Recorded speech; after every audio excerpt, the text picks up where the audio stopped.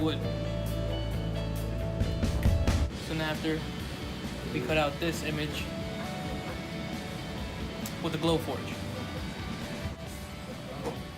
And afterwards, we got little pieces of wood right here, and we cut them into small pieces so it pokes out of the wall.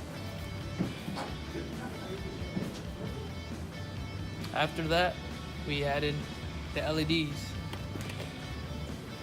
which took most of our time because each of these little wires had to be precise and not touching each other. If not, it'll short out.